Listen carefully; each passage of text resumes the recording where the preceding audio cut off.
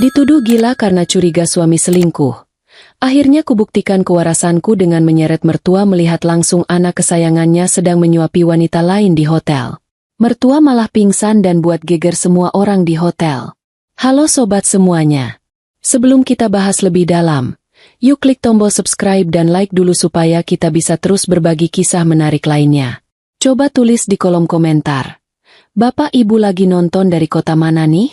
Semoga hari ini membawa keberkahan, rezeki yang berlimpah, dan kebahagiaan lahir batin bagi kita semua. Amin. Kalau ada penghargaan untuk istri paling berhalusinasi tahun ini, sepertinya pialanya sudah ada di lemari pajangan rumahku, tepat di sebelah foto pernikahanku yang mulai berdebu. Namaku Sinta, dan menurut suamiku serta keluarga besarnya, aku ini sedang mengalami gangguan jiwa ringan akibat kurang piknik. Lucu sekali rasanya dituduh gila oleh orang-orang yang justru sedang menutupi kebohongan mereka sendiri dengan topeng tebal setebal bedak ibu-ibu kondangan. Semuanya bermula dari hal-hal kecil yang mereka sebut sebagai paranoid. Padahal itu hanyalah insting seorang istri yang masih berfungsi dengan sangat baik. Perubahan Bagas itu tidak terjadi dalam semalam seperti dongeng candi Prambanan yang dibangun 1000 jin. Semuanya perlahan tapi pasti, seperti keran air yang bocor halus. Tidak sadar kalau tagihan air tiba-tiba membengkak di akhir bulan. Awalnya, dia mulai sering pulang larut dengan alasan klise seperti lembur mengejar tenggat waktu proyek atau mengawasi tukang yang kerjanya lelet. Sebagai istri kontraktor, aku sebenarnya sudah kenyang dengan alasan debu semen dan adukan pasir. Tapi kali ini ada yang beda. Dulu, seberapapun capeknya Bagas pulang kerja, baunya ya tetap bau keringat campur matahari. Bau yang jantan dan pekerja keras. Belakangan ini, dia pulang dengan aroma bunga melati campur vanila yang lembut. Jenis wangi yang jelas tidak mungkin berasal dari kuli bangunan, kecuali kuli bangunannya rajin luluran setiap jam istirahat. Hidung perempuan itu kadang lebih tajam dari anjing pelacak di bandara kalau urusan mencium ketidakberesan rumah tangga. Suatu malam, saat dia melemparkan kemeja kotornya ke keranjang cucian, aku iseng mencium kerah bajunya dan baunya asing sekali. Waktu aku tanya, Bagas malah tertawa renyah. Jenis tawa yang dibuat-buat supaya terdengar santai. Dia bilang itu pewangi pakaian baru di tempat penatu langganan dekat kantornya. Padahal setahuku, penatu kiloan itu pakainya pewangi aroma mawar pasaran yang baunya bikin pusing. Bukan aroma elegan seperti parfum mahal ini. Tapi ya sudahlah. Aku mencoba menelan alasan itu bulat-bulat meski rasanya nyangkut di tenggorokan. Ponsel Bagas pun mendadak naik status menjadi benda keramat yang tidak boleh disentuh siapapun, termasuk aku. Dulu dia sering meletakkan ponselnya sembarangan di meja makan atau di sofa sambil diisi dayanya. Sekarang benda pipi itu selalu menempel di tangannya bahkan saat dia masuk ke kamar mandi. Pernah sekali aku meminjam ponselnya karena punyaku habis baterai dan aku perlu melihat resep masakan. Reaksinya sungguh luar biasa heboh. Dia merebut ponsel itu dengan gerakan refleks secepat kiper menangkap bola penalti. Matanya melotot seolah aku baru saja memegang granat aktif yang siap meledak. Alasannya, banyak data rahasia proyek dan angka anggaran yang tidak boleh dilihat orang lain. Seakan-akan aku ini mata-mata perusahaan saingan yang paham soal harga semen dan besi beton. Alih-alih minta maaf atau gugup karena ketahuan bertingkah aneh, Bagas malah menatapku seolah aku baru saja mengaku melihat alien mendarat di halaman belakang. Dia mulai membangun narasi bahwa aku ini terlalu lelah mengurus rumah dan anak kami, Rio, sehingga otakku mulai menciptakan drama yang tidak ada. Dia bilang aku butuh istirahat, butuh tidur lebih lama, atau mungkin butuh vitamin otak.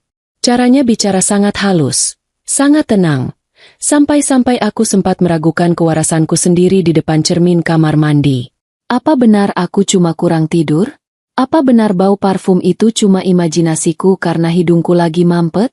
Tentu saja, drama ini kurang lengkap tanpa kehadiran juri agung, Ibunda Ratna tercinta, ibu mertuaku yang mulutnya kadang lebih pedas dari sambal bawang level 10. Bagas, anak laki-laki kesayangan yang tidak pernah salah di mata ibunya, rupanya rajin curhat soal kelakuanku yang katanya makin hari makin aneh. Tanpa pemberitahuan, Bu Ratna dan Pak Hadi datang ke rumah kami di akhir pekan, bukan untuk menengok cucu, tapi untuk melakukan apa yang mereka sebut sebagai intervensi keluarga. Mereka duduk di sofa ruang tamu dengan wajah serius. Seolah-olah aku baru saja ketahuan menggelapkan uang negara. Ruang tamu rumahku mendadak berubah fungsi menjadi ruang sidang pengadilan pidana di mana aku adalah terdakwa tunggal tanpa pengacara.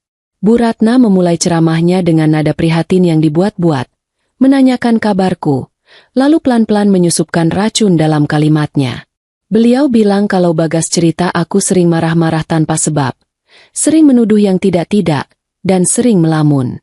Aku cuma bisa bengong sambil memegang toples nastar.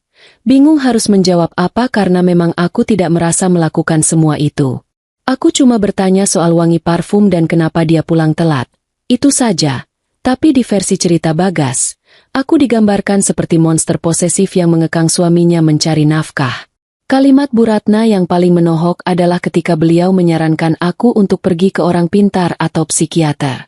Katanya, jangan-jangan ada yang mengirim guna-guna sampai aku jadi gelisah terus bawaannya.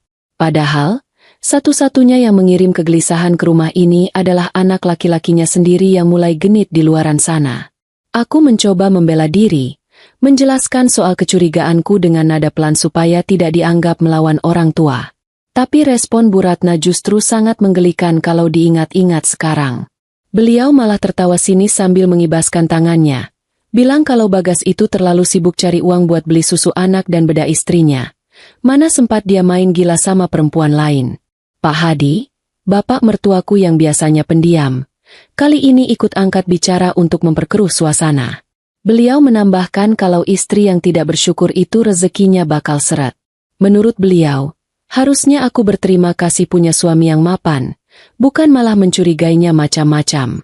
Aku merasa kerdil sekali saat itu. Dikeroyok oleh 3 orang dewasa yang satu suara memojokkanku.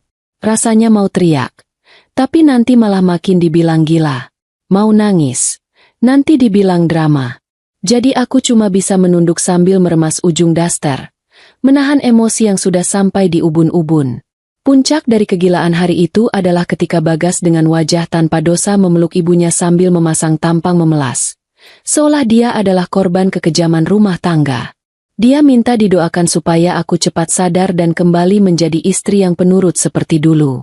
Bu Ratna mengelus kepala anaknya yang sudah tua bangka itu dengan penuh kasih sayang, lalu menatapku tajam seakan memberi peringatan keras.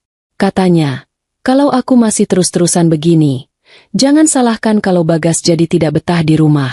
Ancaman halus itu terdengar sangat menyakitkan, seolah-olah perselingkuhan itu wajar terjadi kalau istrinya menyebalkan. Malam itu, setelah mertuaku pulang dengan perasaan puas karena sudah menceramahiku habis-habisan, rumah kembali sepi tapi udaranya terasa panas. Aku melihat Bagas tidur pulas di sampingku, dengkurannya terdengar sangat menyebalkan di telingaku. Dia tidur nyenyak sekali, mungkin merasa lega karena sudah berhasil meyakinkan orang tuanya kalau aku yang bermasalah. Sementara aku, mataku terbuka lebar menatap langit-langit kamar yang gelap. Jantungku berdebar kencang bukan karena takut, tapi karena marah. Aku sadar, air mata tidak akan menyelesaikan masalah ini, dan debat kusir dengan mereka cuma buang-buang tenaga. Mereka pikir aku gila? Baiklah. Mereka pikir aku berhalusinasi? Tapi satu hal yang mereka lupa, orang gila itu biasanya nekat. Dan malam ini, di bawah selimut tebal yang dingin, aku berjanji pada diriku sendiri. Aku tidak akan lagi bertanya. Aku tidak akan lagi menuduh tanpa bukti. Aku akan diam. Aku akan mengamati. Dan aku akan membuktikan siapa sebenarnya yang sakit jiwa di keluarga ini. Permainan baru saja dimulai, Mas Bagas. Dan kali ini aku pastikan bukan aku yang akan menangis di akhir cerita. Berpura-pura menjadi istri penurut yang sudah sembuh, ternyata jauh lebih melelahkan daripada lari keliling lapangan bola siang bolong. Seminggu penuh setelah sidang istimewa keluarga itu, aku memainkan peran terbaikku sebagai Sinta yang manis, tidak banyak tanya, dan percaya penuh pada suami. Setiap pagi aku menyipkan kopi dengan takaran gula yang pas sambil tersenyum lebar. Meski dalam hati rasanya ingin sekali menumpahkan kopi panas itu ke kemeja kerjanya. Strategi ini rupanya berhasil membuat Bagas besar kepala. Dia pikir omelan ibunya kemarin benar-benar manjur seperti mantra dukun sakti yang langsung mencuci otakku sampai bersih mengkilap. Kewaspadaannya mulai menurun drastis. persis seperti maling ayam yang merasa aman karena pemilik kandang sedang tidur pulas. Ponsel keramat yang biasanya dijaga ketat harta karun negara itu mulai sering tergeletak sembarangan lagi. Suatu sore, saat Bagas sedang mandi sambil bernyanyi-nyanyi kecil, suara nyanyian orang yang sedang jatuh cinta itu memang beda. Nadanya sumbang tapi penuh percaya diri. Ponselnya bergetar di atas meja rias. Layarnya menyala sebentar, menampilkan sebuah pesan singkat. Tidak ada nama kontak yang mencurigakan seperti sayang atau cintaku. Yang muncul hanyalah nama Fania Logistik. Sekilas terdengar sangat profesional, seolah-olah wanita itu cuma urusan semen dan paku. Tapi isi pesannya yang singkat itu membuat darahku mendidih sampai ke ubun-ubun. Jangan lupa Jumat, Mas. Aku sudah rindu berat. Sejak kapan urusan logistik pakai rindu-rinduan? Memangnya semen bisa kangen sama batu bata? Hari Jumat yang ditunggu-tunggu pun tiba dengan membawa drama baru. Bagas pamit dengan wajah memelas yang dibuat-buat. Katanya dia harus meninjau proyek pembangunan villa peristirahatan di daerah pegunungan yang hawanya dingin. Alasannya sungguh dramatis. Katanya akses jalan ke sana sulit dan pekerjanya banyak yang bebal. Jadi dia harus menginap untuk mengawasi pengecoran dak beton sampai pagi. Aku mendengarkan semua bualannya sambil melipat baju dengan tenang. Sesekali mengangguk prihatin seolah aku percaya betapa beratnya beban hidup seorang Bagas. Padahal dalam hati aku tertawa miris, menertawakan betapa rendahnya dia menilai kecerdasan istrinya sendiri. Dia pikir aku tidak tahu kalau pengecoran dak beton itu biasanya tidak butuh wangi parfum mahal yang dia semprotkan berlebihan di lehernya pagi itu. Begitu mobil SUV kebanggaan Bagas keluar dari garasi, aku langsung beraksi secepat kilat.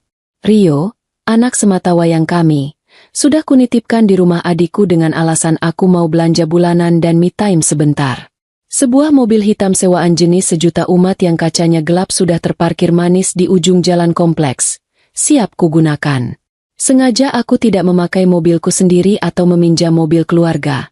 Karena Bagas pasti hafal plat nomornya di luar kepala. Dengan kacamata hitam lebar dan kerudung warna kusam yang jarang kupakai, aku merasa seperti detektif swasta di film-film aksi. Bedanya aku tidak dibayar dan hatiku rasanya mau meledak karena deg-degan. Mengikuti suami sendiri ternyata butuh keahlian menyetir tingkat dewa dan kesabaran ekstra. Aku menjaga jarak sekitar 2 atau 3 mobil di belakangnya, berusaha menyatu dengan lalu lintas kota yang padat merayap. Beberapa kali aku nyaris kehilangan jejak saat lampu merah menyala tiba-tiba, membuatku memukul setir karena kesal. Untungnya, mobil Bagas cukup mencolok dengan stiker besar perusahaannya di kaca belakang, jadi aku masih bisa mengejarnya lagi. Jantungku berpacu lebih cepat dari jarum speedometer. Rasanya campur aduk antara takut ketahuan dan penasaran setengah mati kemana roda mobil itu akan berhenti bergulir. Dugaanku tidak meleset sedikit pun. Jalur yang diambil Bagas bukanlah jalur menuju area proyek pembangunan yang biasanya penuh truk pasir dan jalan berlubang. Mobilnya melaju mulus menuju kawasan wisata pegunungan yang terkenal dengan deretan hotel dan penginapan mewahnya. Udara yang masuk dari celah jendela mulai terasa sejuk, tapi badanku justru berkeringat dingin. Pemandangan di kiri kanan jalan sangat indah dengan hamparan kebun teh yang hijau, kontras sekali dengan suasana hatiku yang kelabu. Semakin tinggi mobil kami menanjak, semakin yakin aku kalau proyek yang dimaksud Bagas bukanlah mengawasi tukang aduk semen, melainkan proyek membangun dosa. Setelah hampir 2 jam perjalanan yang menyiksa batin, mobil Bagas akhirnya menyalakan lampu sein kiri dan berbelok masuk ke sebuah gerbang megah bertuliskan, Resor Cempaka. Ini bukan tempat sembarangan. Ini salah satu resor paling mahal di kawasan ini, tempat di mana orang-orang kaya menghabiskan akhir pekan untuk melupakan beban hidup. Aku memarkirkan mobil sewaanku agak jauh di area parkir umum yang rimbun tertutup pohon pinus, lalu mengendap-endap keluar. Dari balik pilar besar di dekat lobi, aku mengintip seperti maling jemuran yang takut ketahuan pemilik rumah. Apa yang kulihat selanjutnya membuat lututku lemah seketika, seolah tulang-tulangku ditarik paksa oleh gravitasi bumi. Bagas tidak turun sendirian untuk menemui klien atau mandor proyek. Di lobi yang megah itu, seorang wanita turun dari taksi dan langsung menghampiri suamiku. Wanita itu, Fania, tampak masih muda, cantik, dan terawat. Jenis perempuan yang tidak pernah menyentuh sabun cuci piring sepertiku. Rambutnya panjang tergerai indah. Tidak seperti rambutku yang sering dikuncir asal-asalan karena repot mengurus rumah.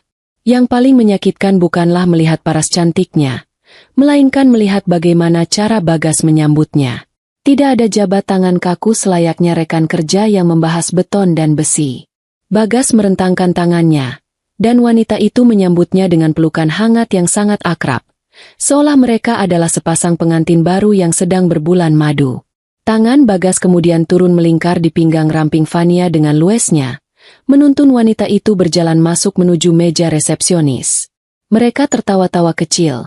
Dunia serasa milik berdua, sementara aku cuma butiran debu di balik pilar beton yang dingin. Air mataku menetes tanpa permisi, jatuh membasahi pipi yang sudah kubedaki tipis.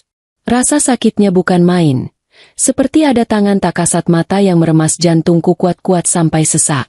Ternyata benar, aku tidak gila. Ternyata benar, instingku selama ini tidak salah. Di detik itu, rasa sedihku perlahan berubah menjadi amarah yang dingin dan menakutkan. Jadi ini yang kalian sebut lembur proyek? Jadi ini alasan aku dibilang sakit jiwa oleh mertuaku? Baiklah, Bagas. Nikmatilah tawa renyahmu hari ini.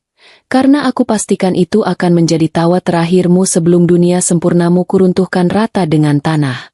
Aku merogoh ponsel di saku, memotret mereka dari kejauhan sebagai bukti awal, lalu berbalik badan menuju mobil dengan langkah yang jauh lebih mantap dari sebelumnya. Babak baru pengadilan jalanan baru saja dimulai. Menyetir pulang dengan hati hancur ternyata jauh lebih bahaya daripada menyetir saat mengantuk.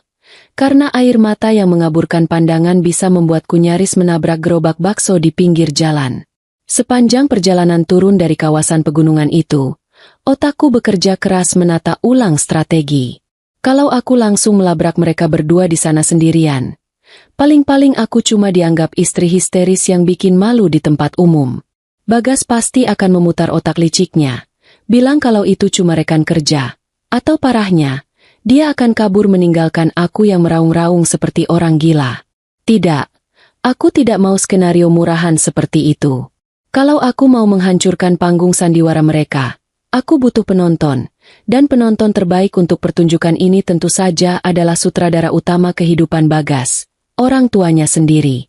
Sabtu pagi itu matahari bersinar cerah sekali, seolah-olah alam semesta sedang mengejek nasib rumah tanggaku yang mendung dan berpotensi badai petir. Ponselku berbunyi. Sebuah pesan masuk dari Bagas. Isinya foto tumpukan besi beton, yang entah dia ambil dari Google atau memotret sembarangan di gudang belakang hotel, dengan keterangan. Masih sibuk banget di lokasi, Bu. Doakan lancar ya. Mungkin baru bisa pulang besok siang. Membaca pesan itu, rasanya aku ingin tertawa sekaligus muntah di saat bersamaan. Hebat sekali suamiku ini. Bisa mengawasi besi beton sambil memeluk wanita lain di kamar hotel bintang 5. Aku membalasnya dengan emotikon jempol dan pesan singkat. Semangat ya, yah, hati-hati kerjanya. Balasan yang sangat manis untuk seseorang yang sedang merencanakan kehancuran suaminya. Siang harinya, aku mengumpulkan segenap keberanian dan bakat akting terpendam yang selama ini sia-sia tidak dipakai main sinetron untuk menelepon Bu Ratna. Tanganku sedikit gemetar saat menekan nomor mertuaku itu. Bukan karena takut, tapi karena aku harus menahan rasa muak setengah mati. Begitu nada sambung berhenti dan terdengar suara, "Halo," yang ketus dari seberang sana, aku langsung mengubah nada suaraku menjadi menantu paling ceria sedunia. "Assalamualaikum, Ibu. Apa kabar? Ibu ada di rumah kan sama Bapak?" Sapaku seramah mungkin. Seolah-olah kejadian aku di sidang minggu lalu tidak pernah terjadi. Nada suara Bu Ratna di ujung telepon terdengar malas-malasan. Seperti orang yang baru saja dibangunkan paksa dari tidur siang yang nyenyak di hari libur. "Waalaikumsalam. Ada apa, Sinta? Tumben kamu telepon siang-siang begini." Nadanya senang banget. "Habis menang lotre atau obat penenangmu baru bekerja?" Sindirannya langsung menusuk telinga, tajam dan tanpa basa-basi. Aku menarik napas panjang, mencoba tidak terpancing emosi. "Sabar, Sinta, sabar." Ikan besar butuh umpan yang enak, dan ego Bu Ratna adalah sasaran empuk untuk umpan kali ini. Aku harus menahan diri sekuat tenaga supaya tidak memaki balik saat beliau mulai mengungkit soal kegilaanku. Dengan suara yang kubuat sedikit bergetar karena terharu, aku melancarkan serangan tipu dayaku. Ibu jangan begitu dong. Ini ada kabar gembira. Mas Bagas barusan telepon Sinta. Katanya proyek besarnya sukses besar dan dia dapat bonus dadakan. Dia mau bikin syukuran kecil-kecilan malam ini. Khusus traktir ibu sama bapak makan enak. Aku memberi jeda sedikit untuk membiarkan informasi itu meresap ke otak materialistis mertuaku. Mas Bagas minta Sinta jemput ibu sama bapak sore ini. Katanya kita makan malam di Resort Cempaka. Itu loh Bu, hotel mewah di atas gunung yang makanannya mahal-mahal itu. Mendengar nama, Resort Cempaka, disebut. Pertahanan Bu Ratna yang tadinya sekeras batu karang langsung runtuh ketika menjadi kerupuk kena air. Beliau yang tadinya ketus mendadak nadanya berubah lunak. Meski gengsinya masih setinggi langit. Resort Cempaka? Wah, Bagas memang anak berbakti. Dia tahu ibunya suka makan di tempat bagus. Ya sudah, kalau suami kamu yang minta, ibu tidak bisa nolak. Tapi awas ya Sinta. Jangan sampai di sana kamu bikin ulah atau pasang muka masam kayak cucian belum kering. Malu sama pelayan hotel nanti. Beliau masih sempat-sempatnya mengancamku. Padahal beliau tidak tahu kalau ancaman sesungguhnya sedang menunggu di meja makan restoran itu. Agar rencana ini berjalan mulus tanpa gangguan, aku menambahkan bumbu kebohongan terakhir yang krusial. Siap, Bu. Oh iya. Mas Bagas bilang HP-nya susah sinyal di lokasi proyek karena dia lagi di area bawah tanah mengecek fondasi. Jadi kalau ibu telepon mungkin tidak masuk. Dia pesan supaya kita langsung datang saja ke restoran hotel jam 7 malam. Nanti dia menyusul setelah mandi dan ganti baju. Alasan yang sebenarnya tidak masuk akal. Sejak kapan resor mewah ada area proyek bawah tanah? Tapi bagi orang tua yang sedang kegirangan mau ditraktir makan enak, logika itu nomor sekian. Sore harinya, aku memacu mobilku menuju rumah mertua dengan perasaan yang sulit dijelaskan. Rasanya seperti sedang membawa bom waktu di kursi penumpang belakang, dan aku sendiri yang memegang pemicunya. Bu Ratna keluar rumah dengan dandanan heboh, memakai baju terbaiknya dan perhiasan emas yang gemerincing setiap kali beliau bergerak, sementara Pak Hadi memakai kemeja batik rapi. Mereka terlihat sangat bangga, siap memamerkan kesuksesan anaknya kepada dunia. Aku menyalami mereka dengan takzim, membukakan pintu mobil, dan tersenyum dalam hati. Silakan duduk yang nyaman. Ibu, Bapak, nikmati perjalanan ini, karena ini adalah perjalanan terakhir kalian merasa bangga memiliki anak seperti Bagas. Sebentar lagi, rasa bangga itu akan berganti menjadi mimpi buruk yang paling memalukan. Menyetir mobil dengan Bu Ratna di kursi penumpang itu rasanya seperti sedang mengikuti uji nyali. Tapi versi uji kesabaran telinga. Beliau duduk di sebelahku dengan dagu terangkat tinggi, parfum melatinya menyebar memenuhi kabin mobil, bersaing ketat dengan pendingin udara yang sudah kupasang di suhu paling rendah. Sepanjang perjalanan menuju kaki gunung, mulut mertuaku itu tidak berhenti bergerak, persis seperti mesin penumbuk padi yang sedang kejar setoran target panen. Topik pembicaraannya tentu saja berputar di poros yang sama, kehebatan anak lanangnya, Bagas, dan betapa beruntungnya aku, wanita biasa-biasa saja yang katanya tidak punya bakat istimewa ini, bisa dinikahi oleh pangeran kodok versi manusia seperti anaknya itu. Tanpa rem dan tanpa lampu sein, Bu Ratna langsung tancap gas mengungkit kejadian minggu lalu. Kamu itu ya, Sinta, harusnya banyak-banyak bersyukur punya suami mapan. Oceh Bu Ratna sambil membetulkan letak gelang emasnya yang berbunyi kerincing-kerincing heboh setiap kali mobil bergoyang sedikit karena jalan berlubang. Beliau kembali membahas saat aku menangis histeris karena menemukan pesan mencurigakan di ponsel Bagas. Bagi Bu Ratna, air mataku waktu itu adalah tanda-tanda ketidakwarasan murni, bukan tanda naluri istri yang sedang terluka. Beliau menceramahiku panjang lebar soal filosofi istri zaman dulu yang harus sabar, penurut, bermuka tembok, dan tidak banyak tingkah seperti detektif swasta kurang kerjaan. Katanya, curiga sama suami itu pamali besar. Bisa bikin rezeki suami mampet seperti selokan pasar yang tersumbat sampah plastik. Aku hanya mengangguk-angguk persis boneka anjing yang biasa dipajang di atas dashboard mobil angkutan umum. Sesekali menjawab, "Inggih, Bu," atau Iya, Bu, maaf, supaya beliau senang hatinya. Padahal dalam hati, rasanya ingin sekali aku menyetel musik dangdut koplo volume maksimal supaya suara cemprengnya kalah telak. Bu Ratna terus memuji betapa pekerja kerasnya Bagas sampai rela lembur di akhir pekan demi keluarga. Beliau tidak tahu saja kalau kerja keras yang dimaksud anaknya itu melibatkan kasur empuk, selimut tebal, dan wanita lain yang bukan istrinya.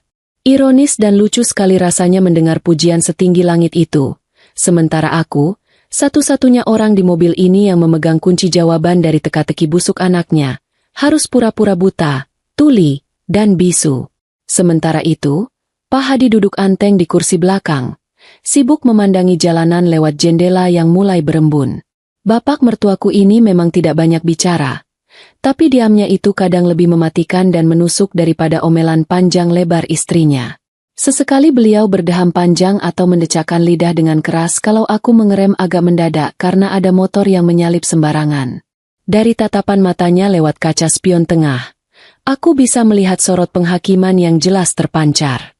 Beliau pasti setuju 100% dengan istrinya kalau menantunya ini memang kurang waras, kurang bersyukur, dan cuma beban tambahan bagi karir cemerlang anak emas kebanggaan keluarga mereka.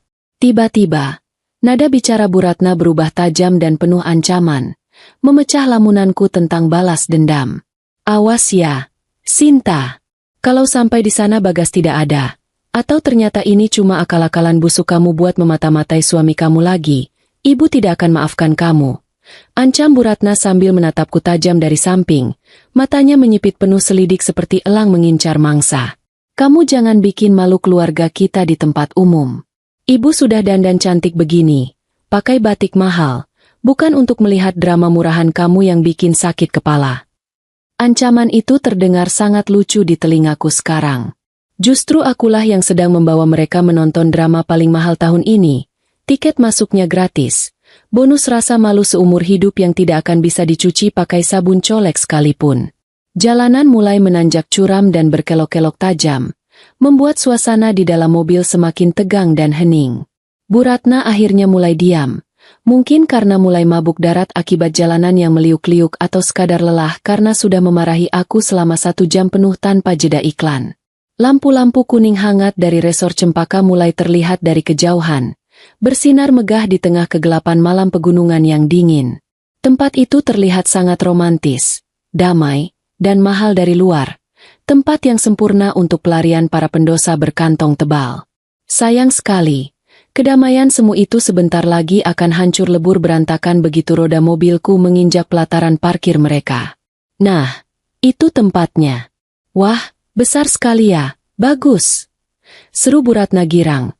Mendadak lupa kalau semenit lalu beliau baru saja mengancam akan mencoret namaku dari kartu keluarga. Aku membelokkan mobil masuk ke gerbang resor dengan hati berdebar kencang. Lebih kencang dari suara mesin mobil tua ini. Bukan debaran takut, tapi debaran adrenalin seorang pemburu yang sudah berhasil menyudutkan mangsanya ke jalan buntu. Mobil berhenti mulus di lobi utama yang penuh pilar marmer. Aku mematikan mesin, menarik napas panjang untuk menenangkan gemuruh di dada, dan menoleh ke arah mertuaku dengan senyum paling manis yang bisa kubuat. Ayo turun, Bu, Pak. Kejutannya sudah menunggu di dalam. Ya, kejutan yang akan membuat jantung kalian copot sampai ke lutut.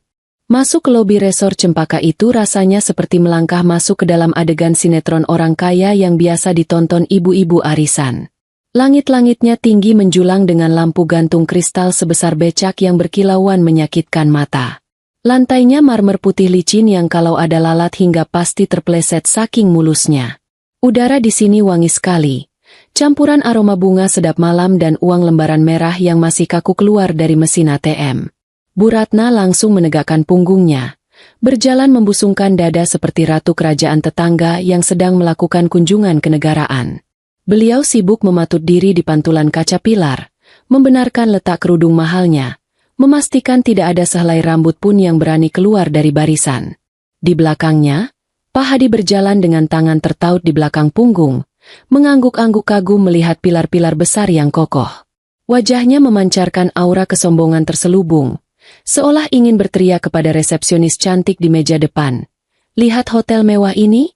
Anak saya yang bayar. Aku berjalan paling belakang, persis seperti pembantu yang bertugas membawakan tas majikan, sambil terus memindai sekeliling dengan waspada. Jantungku berdetak tidak karuan, bukan karena kagum pada kemewahan ini, tapi karena aku tahu bom waktu yang kusiapkan sebentar lagi akan meledak. Namun, drama dimulai lebih cepat dari perkiraanku. Baru beberapa langkah kami masuk ke area tengah lobi yang luas.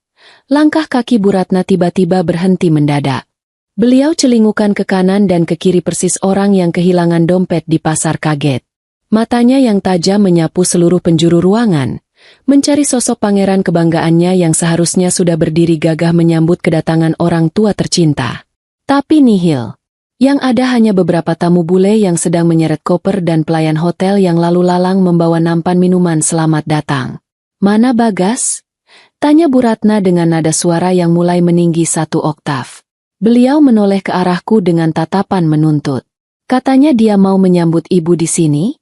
Katanya ada kejutan? Kok sepi begini? Jangan-jangan dia lupa kalau orang tuanya datang." Aku menelan ludah, berusaha tetap tenang meski telapak tanganku mulai berkeringat dingin. "Mungkin Mas Bagas sudah menunggu di meja makan." "Bu, kan tadi Sinta bilang, dia mau mandi dulu. Mungkin dia takut keburu kotor kalau menunggu di lobi." Jawabku beralasan sekenanya. Alasan yang sebenarnya bodoh. Tapi aku berharap Bu Ratna mau menelannya mentah-mentah.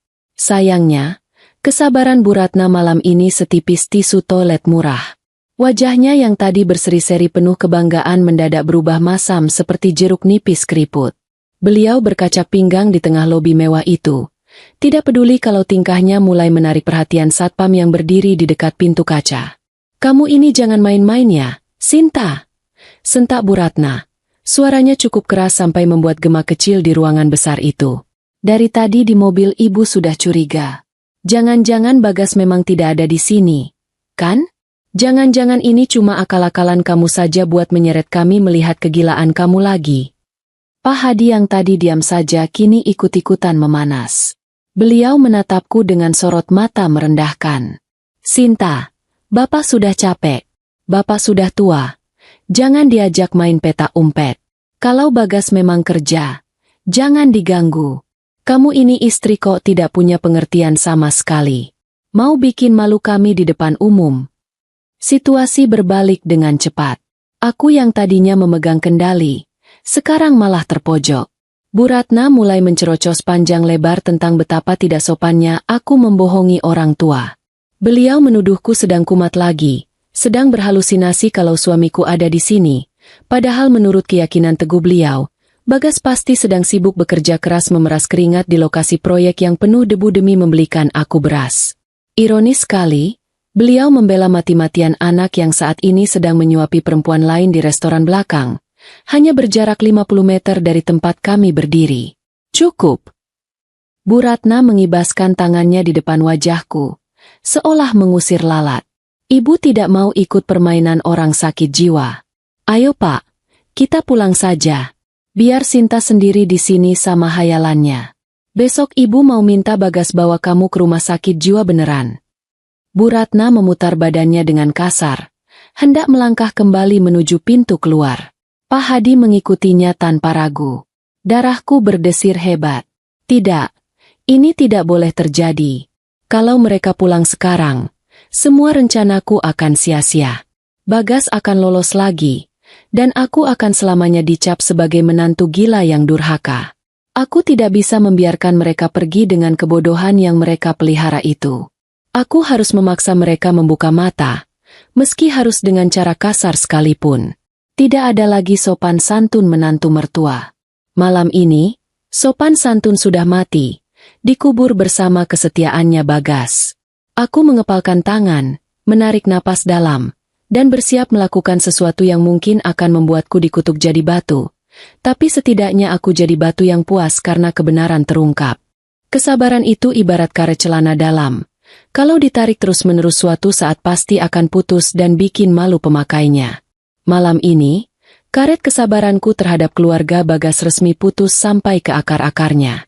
Melihat punggung Bu Ratna yang lebar berbalut kebaya mahal itu mulai menjauh, aku sadar kalau sopan santun dan tata krama menantu idaman sudah tidak ada gunanya lagi.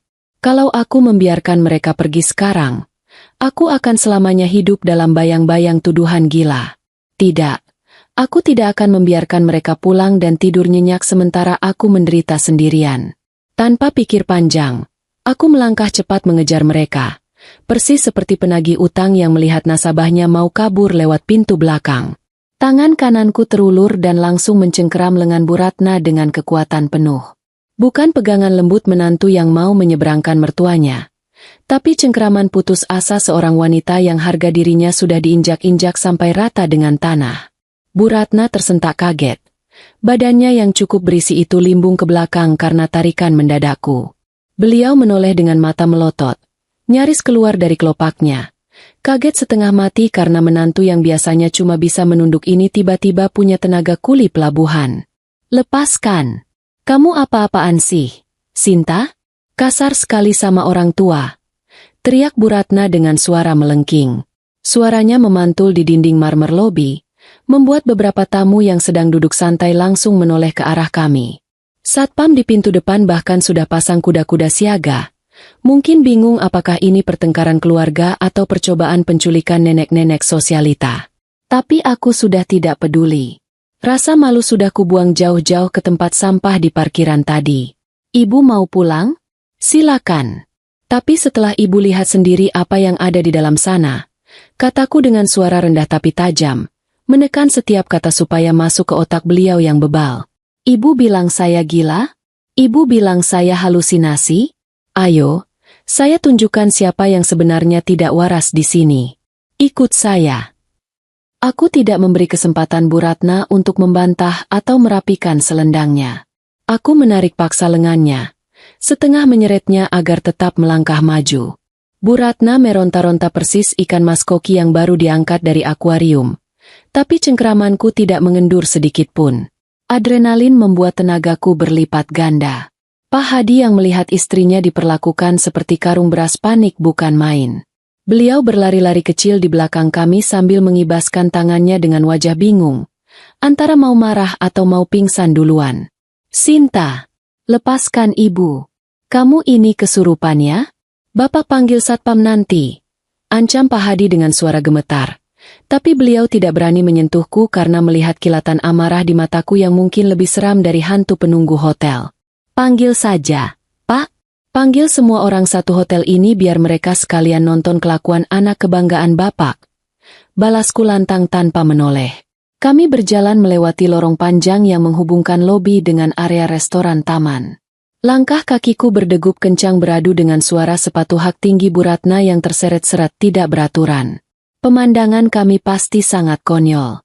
Seorang menantu menyeret mertuanya, diikuti bapak mertua yang ngos-ngosan, berjalan membelah kemewahan hotel bintang 5.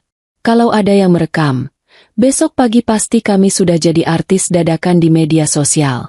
Bu Ratna masih berusaha melepaskan diri sambil menyumpah serapah. Mulutnya tidak berhenti mengeluarkan kata-kata pedas.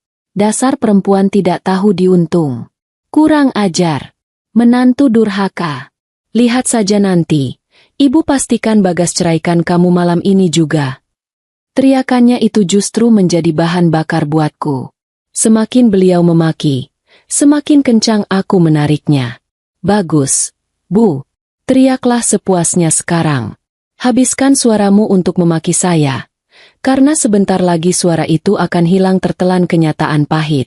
Kami akhirnya sampai di ambang pintu masuk restoran.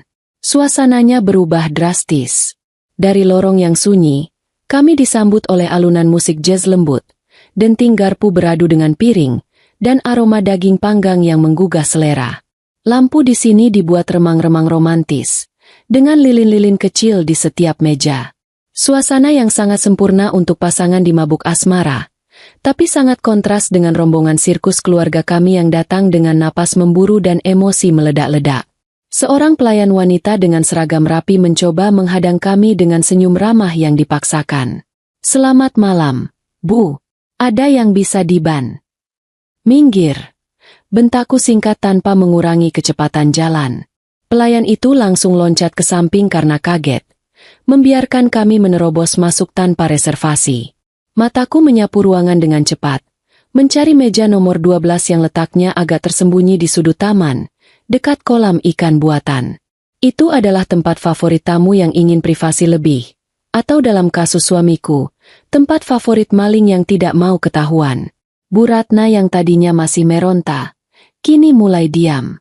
Mungkin beliau merasakan aura ketegangan yang aku pancarkan, atau mungkin insting keibuannya mulai mencium bau busuk yang sesungguhnya. Napasnya terdengar berat di telingaku, satu-satunya suara yang bersaing dengan detak jantungku sendiri. Itu, bisikku dingin saat melihat siluet punggung laki-laki yang sangat kukenal sedang duduk membelakangi kami. Jarak kami tinggal 10 meter lagi. Buka mata ibu lebar-lebar. Jangan kedip. Lihat pangeran ibu sedang kerja keras banting tulang. Aku mendorong pelan tubuh Bu Ratna ke depan, memposisikan beliau di barisan paling depan, persis penonton VIP di konser musik rock. Pak Hadi berdiri di sampingnya dengan mulut sedikit terbuka. Langkah kami terhenti tepat di balik tanaman hias besar yang menjadi pembatas privasi meja itu. Dari celah dedaunan, pemandangan di depan sana terlihat jernih, tajam, dan menyakitkan. Tidak ada proyek, tidak ada semen, tidak ada mandor bangunan. Yang ada hanyalah kebenaran telanjang yang selama ini mereka tutup-tutupi dengan tuduhan kalau aku gila. Waktu seolah berhenti berputar. Musik jazz yang tadinya terdengar syahdu mendadak terasa seperti lagu pengiring kematian. Di detik itu, aku merasakan kepuasan yang aneh bercampur rasa perih yang menyayat. Aku bukan lagi menantu yang menyeret mertuanya. Aku adalah hakim yang baru saja mengetuk palu, mempersembahkan bukti terkuat di depan para pembela terdakwa. Silakan dilihat. Wahai mertuaku yang terhormat, silakan nikmati hidangan pembuka berupa pengkhianatan anak kalian sendiri. Selamat datang di dunia nyataku yang kalian sebut gila. Lihat itu. Seruku setengah berbisik, telunjukku yang gemetar mengarah lurus ke meja bundar di bawah temaram lampu hias, menembus celah dedaunan tanaman pagar yang menjadi tempat persembunyian kami. Rasanya seperti menunjuk hantu di siang bolong, bedanya hantu yang ini nyata, berdaging, dan sedang tertawa lepas tanpa beban dosa. Jarak kami cukup dekat, cukup untuk melihat dengan jelas tahi lalat di leher suamiku, tapi cukup jauh untuk mereka tidak menyadari kehadiran 3 pasang mata yang sedang menatap dengan nyalang. Di sana, di meja nomor 12 itu, duduklah 2 manusia yang selama ini menjadi aktor utama dalam sandiwara yang membuatku nyaris kehilangan kewarasan. Pemandangan di depan mata kami sungguh luar biasa, lebih romantis daripada adegan film cinta yang biasa diputar di televisi saat lebaran. Bagas duduk dengan posisi tubuh condong ke depan, matanya berbinar menatap wanita di hadapannya, tatapan memuja yang dulu sekali pernah ia berikan padaku saat kami masih pengantin baru. Tapi yang paling membuat ulu hati terasa ditonjok adalah aktivitas tangan mereka. Tangan kanan Bagas tidak sedang memegang pena untuk tanda tangan kontrak kerja, melainkan sedang memegang garpu berisi potongan daging wagyu mahal yang ia arahkan ke mulut Fania. Mulut Bagas terbuka sedikit, memberi contoh, persis seperti caraku menyuapi Rio kalau anak itu sedang susah makan sayur.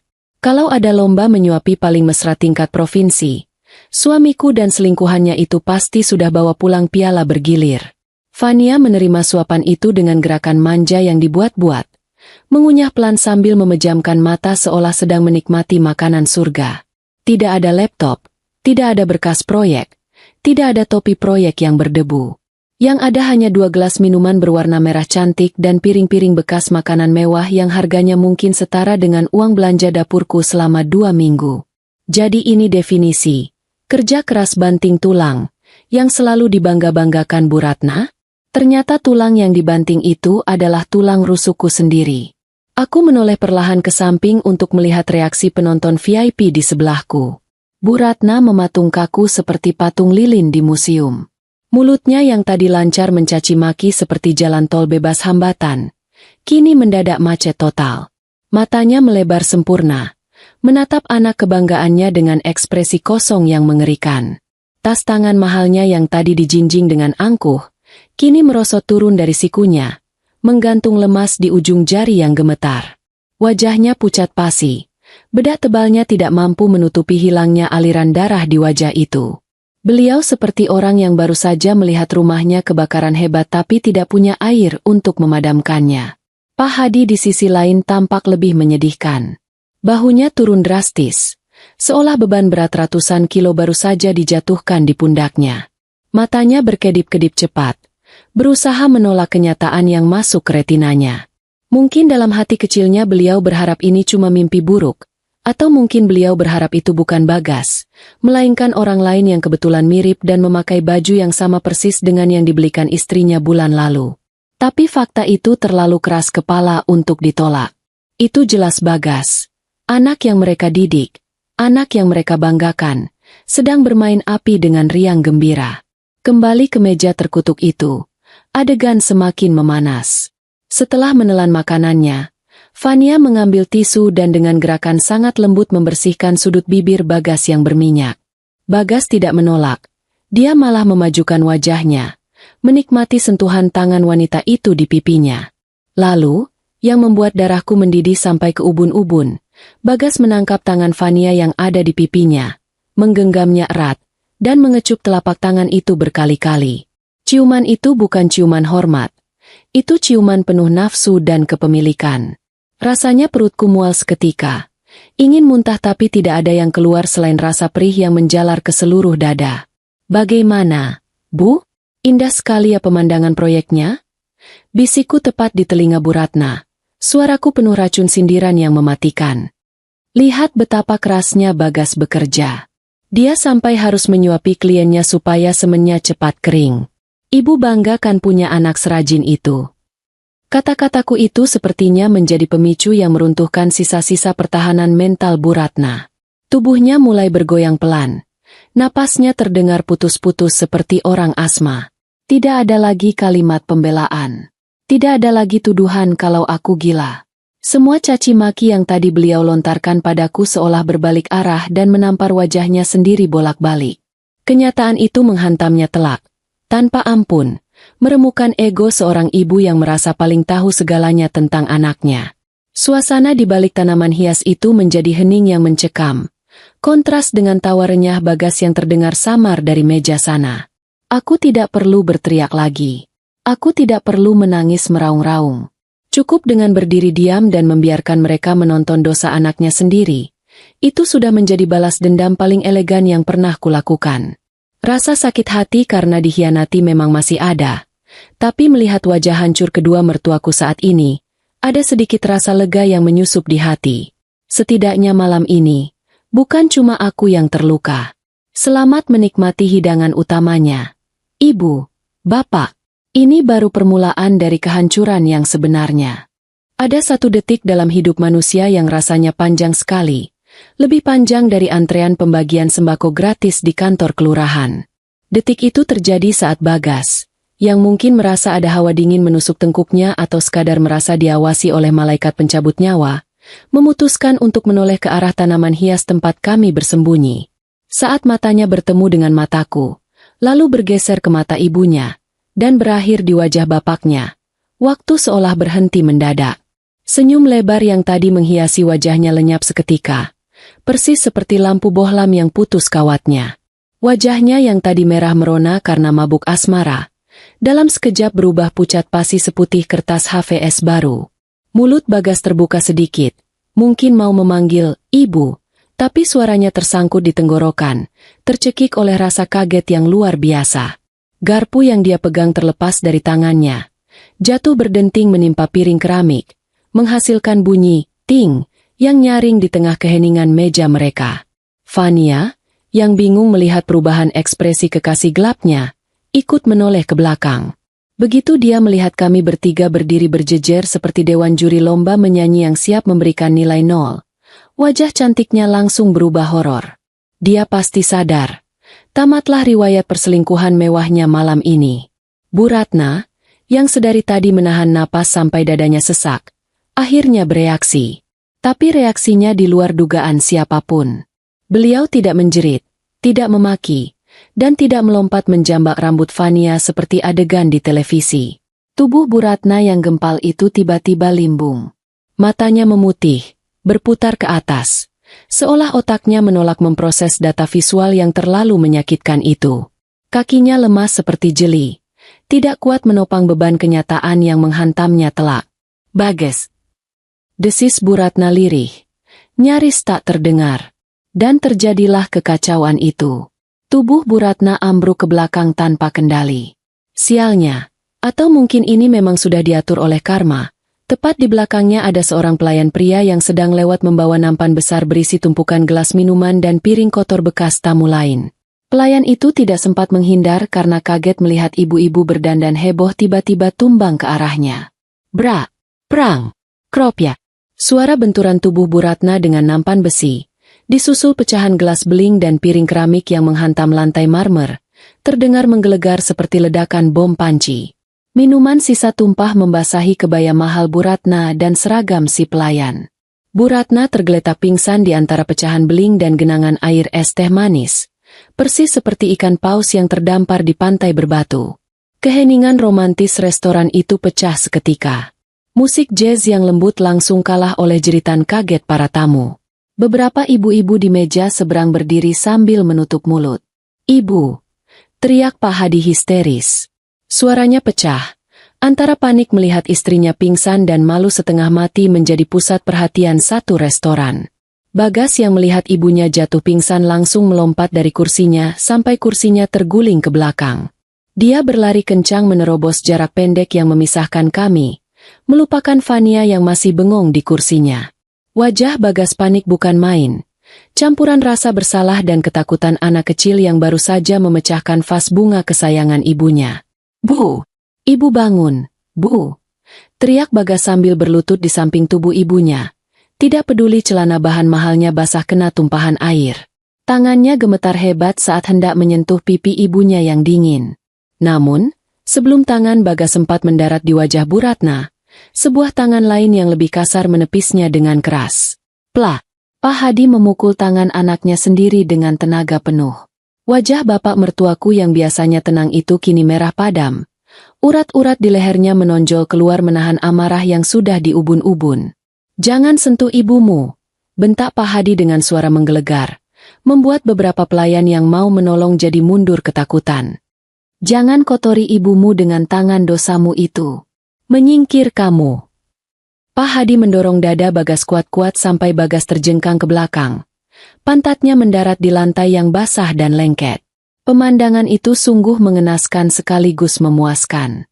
Anak emas yang selalu dipuja-puja itu kini duduk terperosok di lantai, didorong oleh ayahnya sendiri, ditonton oleh puluhan pasang mata, dan dihakimi oleh istrinya yang berdiri tenang tanpa ekspresi. "Bapak, ini Bagas bisa jelaskan." Bagas mencoba membela diri dengan suara gemetar, tapi kalimat itu terdengar sangat konyol. "Jelaskan apa?" "Menjelaskan kalau menyuapi wanita lain itu bagian dari prosedur keselamatan kerja?" "Jelaskan apa?" potong Pak Hadi. Napasnya memburu. Beliau menunjuk ke arah Fania yang kini menunduk ketakutan di mejanya. "Jelaskan siapa perempuan itu? Jelaskan kenapa istrimu kamu bilang gila padahal kamu yang gila perempuan? Dasar anak tidak tahu malu. Kamu bikin ibumu pingsan. Bagas, kamu mau bunuh ibumu pelan-pelan." Aku hanya berdiri diam di sisi kiri, melipat tangan di dada. Rasanya seperti sedang menonton pertunjukan topeng monyet. Tapi monyetnya pakai kemeja bermerek. Satpam hotel dan manajer restoran mulai berdatangan dengan wajah panik, membawa tandu darurat dan kotak obat. Mereka pasti bingung. Ini sebenarnya acara makan malam keluarga atau ajang gulat bebas. "Maaf, Pak, Bu, mohon tenang. Mari kita bawa ibu ke ruang kesehatan dulu," kata manajer restoran dengan sopan tapi tegas, berusaha mengendalikan situasi yang sudah seperti pasar malam yang rusuh. Pak Hadi mengangguk kaku. Napasnya masih tersengal. Beliau membantu petugas mengangkat tubuh Bu Ratna yang lemas ke atas tandu. Saat Bagas mencoba berdiri untuk ikut membantu mengangkat tandu, aku melangkah maju selangkah, menghalangi jalannya dengan tatapan dingin. "Mas Bagas urus saja. Klien, pentingnya itu," kataku sambil menunjuk Fania dengan dagu. Suaraku tenang, tapi cukup tajam untuk mengiris sisa harga dirinya. "Biar aku dan bapak yang urus ibu." Kasihan Fania, dia pasti kaget lihat calon mertuanya pingsan sebelum sempat dikenalkan. "Urus dia, Mas. Jangan sampai dia minta putus cuma gara-gara kamu anak durhaka." Bagas menatapku dengan mata berkaca-kaca. Mulutnya ternganga tak percaya melihat perubahan sikapku. Dia baru sadar. Sinta yang penurut dan bodoh itu sudah mati. Yang berdiri di depannya sekarang adalah Sinta yang baru. Yang menikmati setiap detik kehancuran suaminya dengan senyum tipis di bibir. Di tengah kekacauan itu, saat Bu Ratna digotong pergi melewati kerumunan tamu yang berbisik-bisik, aku merasa sangat lega. Biar saja satu hotel tahu. Biar saja dunia tahu.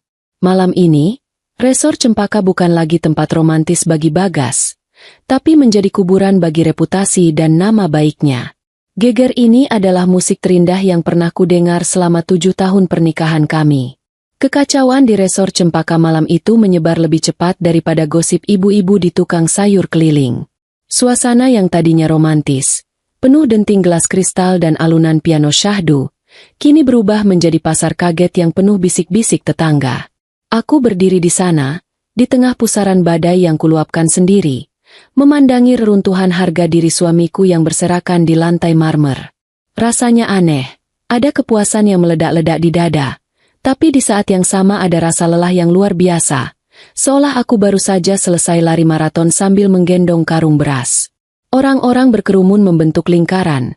Ponsel-ponsel pintar terangkat tinggi merekam kejadian ini, siap memviralkan wajah Bagas yang kini pucat pasi seperti mayat hidup yang lupa dikubur. Bagas masih terduduk di lantai yang basah karena tumpahan minuman, celana bahan mahalnya kotor dan lengket, rambutnya yang tadi ditata rapi pakai minyak rambut mahal kini acak-acakan persis orang gila di perempatan jalan. Dia menatap pintu ruang kesehatan tempat ibunya baru saja dibawa masuk oleh petugas medis hotel dan Pak Hadi. Tatapannya kosong, bingung, dan menyedihkan. Hilang sudah wibawa kontraktor sukses yang biasa dia pamerkan di depan keluarga besar. Di mataku saat ini, dia bukan lagi suami yang kutakuti atau kuhormati. Dia cuma laki-laki kecil yang ketahuan mencuri permen dan sekarang bingung harus menangis pada siapa karena ibunya sendiri pingsan gara-gara ulahnya. Namun, perhatianku teralihkan oleh gerakan mencurigakan di sudut meja. Fania, sang primadona malam ini yang menjadi penyebab utama mertuaku hampir terkena serangan jantung, sedang mencoba melipir pergi diam-diam. Dia mengambil tas tangannya dengan gerakan cepat, menutupi sebagian wajahnya dengan rambut panjangnya yang tergerai, berusaha menyelinap di antara kerumunan tamu yang sedang sibuk menonton Bagas. Dia pikir dia bisa lolos begitu saja? Enak saja. Dia sudah makan daging wagyu mahal pakai uang suamiku. Masa mau pulang tanpa membayar tagihan sosialnya? Eits, mau kemana, Mbak cantik? Suaraku melengking cukup keras, membelah kebisingan lobi restoran, membuat langkah Fania terhenti seketika seolah kakinya dipaku ke lantai. Semua mata yang tadinya tertuju pada Bagas, kini serentak menoleh ke arah wanita berbaju merah menyala itu. Fania membeku, bahunya menegang. Perlahan dia berbalik. Wajahnya yang tadi penuh senyum kemenangan saat disuapi Bagas, kini terlihat ketakutan persis tikus yang terpojok sapu. Aku melangkah mendekatinya dengan santai, bunyi sepatu hak datarku terdengar berirama. Tak-tak-tak, ketukan yang mungkin terdengar seperti hitungan mundur bom waktu di telinga Fania. Aku tersenyum miring, senyum yang kubuat semanis mungkin tapi penuh racun. Kok buru-buru? Calon mertuanya lagi pingsan lo di dalam. Masa calon mantu idaman malah mau kabur? Sindirku tajam. Orang-orang di sekitar mulai berbisik-bisik lagi. Beberapa bahkan tertawa kecil mendengar sindiranku. Fania menunduk dalam-dalam, berusaha menyembunyikan wajahnya dari sorotan kamera ponsel para tamu yang tidak punya etika. Saya harus pulang. Cicitnya pelan, suaranya gemetar. Loh, jangan pulang dulu dong, kataku sambil melipat tangan di dada, memblokir jalan keluarnya. Lihat tuh, Mas Bagas, kekasih hatimu, lagi duduk di lantai kayak kucing kecebur got. Masa tega ditinggal sendirian? Tadi mesra banget suap-suapan, lengket kayak perangko. Giliran susah kok malah lari? Cinta sejati macam apa itu? Kata-kataku sukses membuat wajah Fania merah pada menahan malu.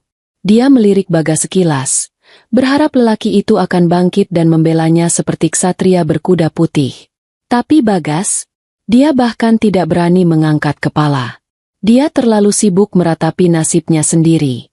Melihat kekasihnya tidak berkutik, Fania sadar dia sendirian di medan perang ini. "Minggir! Kamu gila ya?" desis Fania akhirnya, mencoba mendorong bahuku agar dia bisa lewat. "Iya, saya memang gila," balasku lantang, sengaja memancing perhatian lebih banyak orang. "Saya gila karena suami saya selingkuh sama kamu. Saya gila karena dituduh sakit jiwa sama mertua saya demi menutupi kelakuan busuk kalian. Dan kamu tahu apa?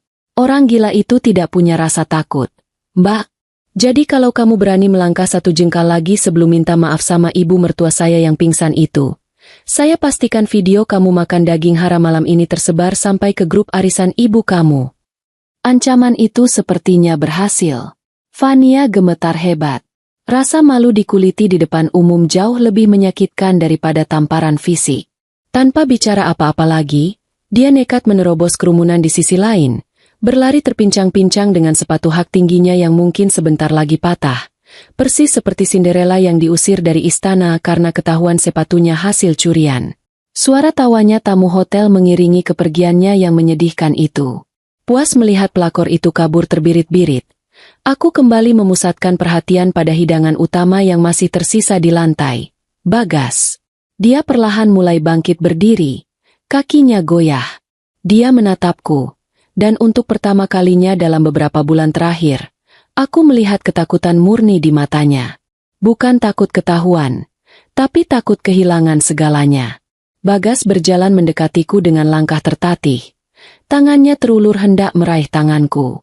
"Sinta, dengar dulu." Suaranya parau. Hilang sudah nada arogan yang biasa dia pakai saat menceramahiku di rumah. Aku mundur selangkah, menepis tangannya seolah tangan itu penuh kuman penyakit menular. "Jangan sentuh aku, Mas. Tanganmu bau parfum perempuan lain." Jijik. "Aku hilaf, Sinta. Sumpah, aku cuma hilaf." Bagas mulai mengeluarkan jurus andalan para lelaki buaya darat sedunia. Kata sakti, hilaf. Wajahnya dipasang memelas sedemikian rupa. Mungkin berharap aku akan luluh karena kasihan melihat kondisinya yang berantakan. Aku tertawa miris. Tawa yang kering dan menyakitkan. "Hilaf itu kalau kamu tidak sengaja makan cabai rawit dikira buncis. Mas, kalau kamu pesan kamar hotel, dandan rapi, jemput perempuan, terus suap-suapan mesra di depan lilin, itu bukan hilaf. Itu niat. Itu rencana. Kamu pikir aku bodoh? Kamu pikir aku buta?" Itu Fania yang mulai. Dia yang terus-terusan hubungi aku. "Aku cuma laki-laki biasa. Sinta." Aku tergoda sesaat. Bagas mencoba membela diri dengan menyalahkan Fania yang sudah kabur. Pengecut sejati. Tadi mesra. Sekarang lempar batu sembunyi tangan. "Oh, jadi sekarang salah Fania? Hebat ya kamu, Mas. Sudah selingkuh. Pengecut pula. Kalau memang dia yang goda, kenapa kamu yang pesan kamar? Kenapa kamu yang bohong sama orang tua kalau kamu lagi di proyek? Kamu sadar tidak?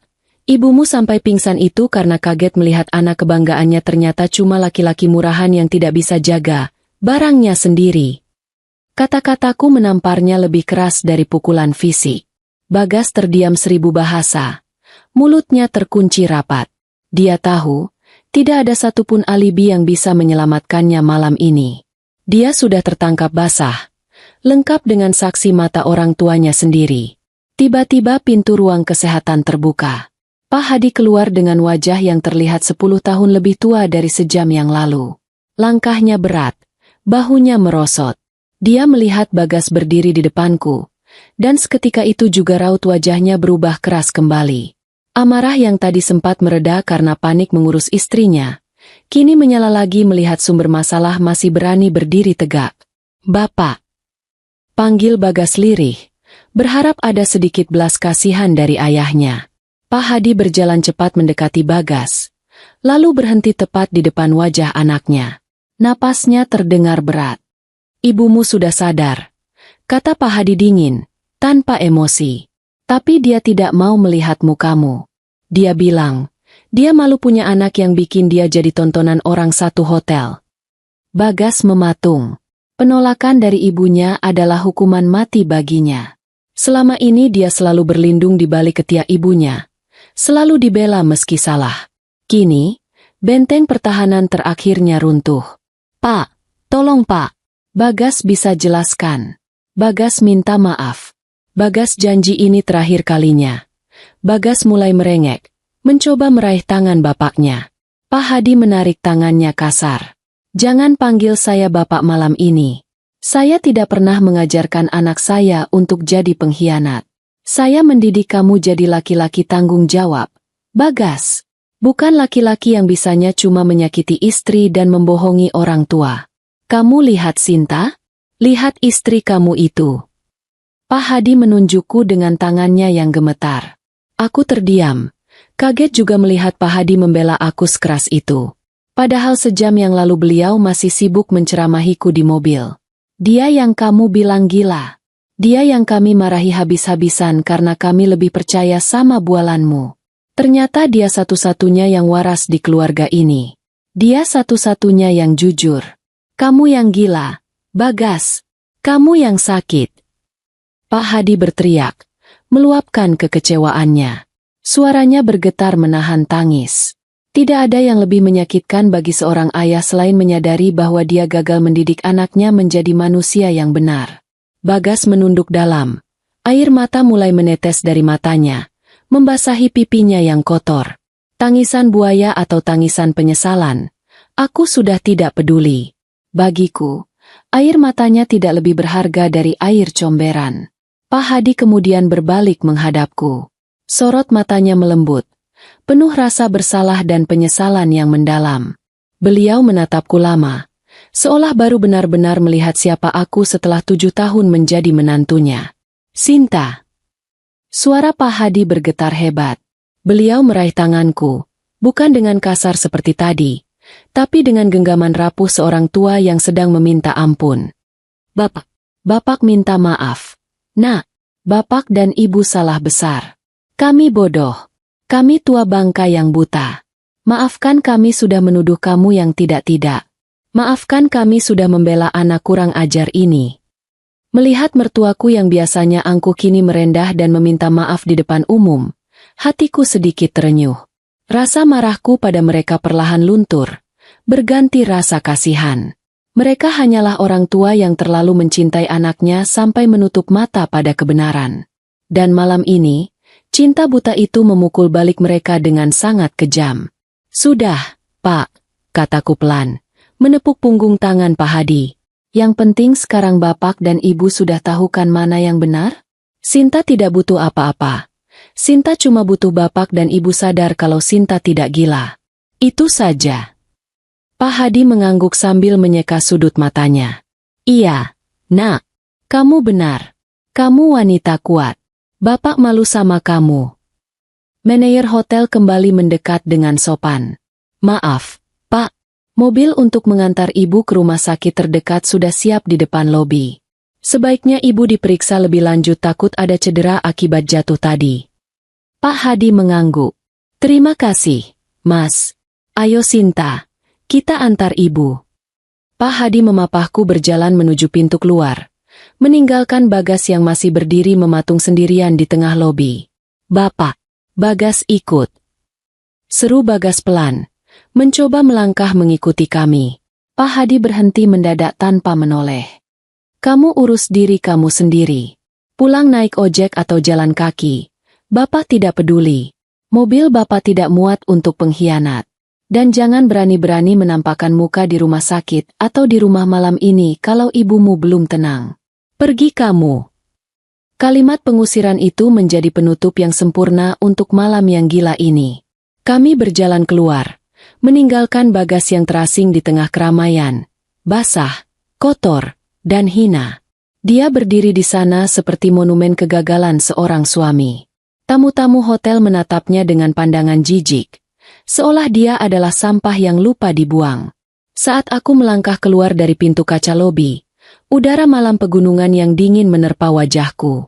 Rasanya segar sekali, jauh lebih segar dari biasanya.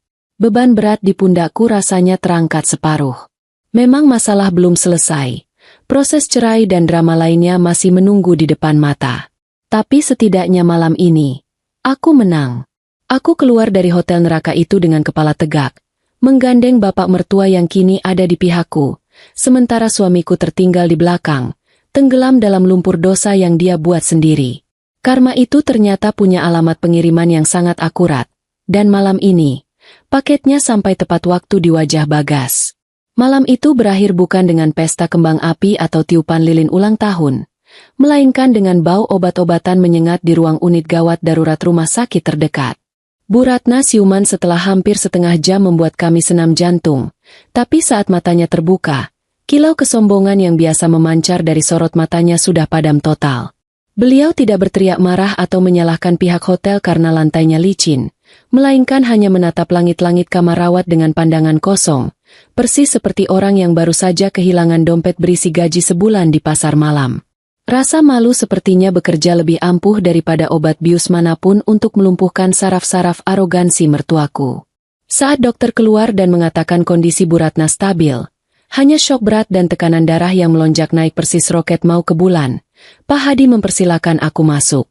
Aku berjalan pelan mendekati ranjang, bersiap mental kalau Bu Ratna akan melempar bantal atau menuduhku sebagai biang kerok yang membuat anaknya jadi durhaka. Tapi dugaan saya salah besar. Bu Ratna menoleh pelan. Air mata mengalir deras dari sudut matanya yang keriput, membasahi bantal rumah sakit yang baunya apek. Tangan beliau yang biasanya sibuk menunjuk-nunjuk mukaku saat menceramahi soal istri solehah, kini terulur gemetar, mencari tanganku. Sinta. Suaranya parau, pecah oleh tangis yang tertahan di tenggorokan. Maafkan ibu. Nak, ibu malu. Ibu malu sekali. Mendengar permintaan maaf dari wanita yang selama 7 tahun ini selalu merasa dirinya titisan bidadari tanpa dosa, rasanya aneh sekali. Ada rasa lega yang luar biasa, seolah batu besar yang menindih dadaku akhirnya digulingkan pergi. Tapi juga ada rasa sedih melihat betapa hancurnya kebanggaan seorang ibu. Aku menggenggam tangannya, tidak erat, tapi cukup untuk memberitahu bahwa aku masih manusia yang punya hati. Beda dengan anaknya yang kelakuannya mirip hewan ternak lepas kandang. Sudah, Bu. Yang penting ibu istirahat dulu. Jangan pikirkan Bagas, pikirkan kesehatan ibu. Jawabku datar. Aku tidak mau bersikap sok suci dengan bilang, aku sudah memaafkan semuanya, karena luka di hatiku masih basah dan perih. Tapi aku juga tidak mau menjadi monster yang menyiksa orang tua sakit. Sementara itu, nasib Bagas di luar sana sungguh mengenaskan, lebih menyedihkan daripada kucing kampung yang kehujanan. Setelah diusir Pak Hadi dari hotel, dia rupanya nekat menyusul ke rumah sakit naik ojek pangkalan. Tapi Pak Hadi, dengan ketegasan yang baru kali ini kulihat seumur hidup, menitipkan pesan pada satpam rumah sakit untuk tidak membiarkan laki-laki bernama Bagas masuk ke area rawat inap. Kalau dia maksa masuk, bilang saja orang tuanya sudah meninggal karena malu. Begitu pesan Pak Hadi yang kejam tapi adil. Jadilah Bagas hanya bisa duduk meringkuk di trotoar depan rumah sakit sampai subuh, ditemani nyamuk-nyamuk nakal yang mungkin sedang menertawakan nasibnya. Esok harinya, berita tentang insiden Resor Cempaka menyebar dengan kecepatan cahaya di kota kecil kami. Rupanya, mulut ibu-ibu yang hadir di restoran malam itu jauh lebih cepat daripada koneksi internet serat optik. Reputasi Bagas sebagai kontraktor muda yang sukses, alim, dan sayang keluarga, hancur lebur dalam semalam. Para klien yang biasanya antre ingin memakai jasanya, tiba-tiba membatalkan kontrak sepihak dengan berbagai alasan klise. Tidak ada orang yang mau mempercayakan pembangunan rumah mereka pada laki-laki yang meruntuhkan rumah tangganya sendiri demi sepiring daging wagyu dan wanita bergincu merah. Lalu bagaimana dengan Fania? Wanita itu ternyata penganut prinsip ekonomi, ada uang abang sayang, tak ada uang abang ditendang. Begitu tahu Bagas diusir dari rumah orang tuanya, mobilnya ditarik oleh perusahaan leasing karena ternyata cicilannya menunggak demi membiayai gaya hidup mewahnya, dan proyek-proyeknya batal semua. Fania langsung menghilang bak di telan bumi. Nomornya tidak aktif, akun media sosialnya dikunci, dan kabarnya dia sudah pindah target ke pengusaha batubara dari luar pulau yang dompetnya lebih tebal. Kasihan sekali Mas Bagas, sudah jatuh, tertimpa tangga, digigit anjing, ditinggal pacar pula. Proses perceraian kami berjalan lancar. Bahkan terlalu lancar sampai aku curiga hakimnya juga ikut menonton video viral kejadian di hotel itu. Bu Ratna dan Pak Hadi, yang biasanya akan membela anak mereka mati-matian di pengadilan agama, kali ini memilih untuk tidak hadir. Mereka mengirim surat pernyataan bahwa mereka menyerahkan segala keputusan pada pengadilan dan tidak keberatan jika hak asuh Rio jatuh penuh ke tanganku. Tanpa dukungan finansial dan moral dari orang tuanya, Bagas di ruang sidang tampak seperti ayam sayur yang siap dipotong. Wajahnya kusu, kemejanya kusut karena mungkin dia menyetrika sendiri, dan matanya cekung kurang tidur. Saat hakim mengetuk palu tanda sahnya perceraian kami, aku tidak menangis. Justru aku merasa ingin memesan tumpeng nasi kuning untuk syukuran. Keluar dari ruang sidang, Bagas mencoba menghampiriku untuk terakhir kalinya. "Sinta, aku hancur," katanya lirih, mencoba memancing rasa ibaku. "Aku tinggal di kos-kosan sempit, makan mie instan tiap hari, motor saja aku harus pinjam teman. Apa kamu tidak kasihan sama ayah dari anakmu ini?" Aku membetulkan letak kacamata hitamku, menatapnya dengan senyum tipis yang penuh kemenangan. "Mas, ingat tidak waktu kamu bilang aku gila? Waktu kamu bilang aku halusinasi? Nah, anggap saja kemiskinanmu sekarang ini juga cuma halusinasi. Coba kamu banyak istirahat dan minum vitamin otak. Siapa tahu besok tiba-tiba kamu kaya lagi." Aku meninggalkannya yang melongo di parkiran pengadilan, masuk ke dalam taksi online yang sudah kupesan. Rasanya puas sekali bisa membalikan kata-katanya sendiri. Karma itu memang koki yang paling jago. Dia menyajikan hidangan balas dendam dalam kondisi dingin namun rasanya sangat nendang. Setahun berlalu sejak malam geger di resor Cempaka itu. Hidupku berubah drastis, tapi ke arah yang jauh lebih baik. Aku yang dulu dibilang cuma ibu rumah tangga yang kurang piknik, sekarang sudah merintis usaha catering kecil-kecilan. Ternyata, keahlianku memasak, yang dulu cuma dinikmati oleh suami yang tidak tahu terima kasih, sekarang bisa menghasilkan uang sendiri. Pesanan nasi kotakku laris manis. Bahkan Bu Ratna sering memesan cateringku untuk acara arisan beliau. Hubungan kami memang membaik, meski canggung. Bu Ratna dan Pak Hadi sering datang menengok Rio, membawa mainan dan baju baru, berusaha menebus rasa bersalah mereka dengan memanjakan cucu satu-satunya. Mereka tidak pernah lagi menyebut nama Bagas di depanku, seolah nama itu adalah kata kotor yang pantang diucapkan. Bagas sendiri kabarnya masih luntang-lantung. Kadang jadi maklar tanah, kadang jadi sopir lepas. Dia pernah mencoba datang ke rumah untuk menengok Rio, tapi Rio malah ketakutan melihat bapaknya yang sekarang terlihat tua dan tidak terawat. Anak kecil itu jujur, dia tidak kenal laki-laki asing yang bau rokok murah itu. Akhirnya, Bagas hanya bisa melihat anaknya dari balik pagar, persis pengemis yang mengintip orang makan di restoran. Tragis, tapi itulah harga yang harus dibayar untuk sebuah pengkhianatan. Malam ini, aku duduk di teras rumah kontrakan baruku yang mungil tapi nyaman. Langit cerah, bintang bertaburan, dan udara terasa sejuk. Tidak ada lagi bau parfum asing yang mencurigakan, tidak ada lagi ponsel yang dijaga ketat. Tidak ada lagi rasa was-was setiap kali jarum jam menunjukkan pukul 12 malam. Aku menyesap teh hangatku sambil tersenyum sendiri mengingat perjalanan gilaku setahun yang lalu.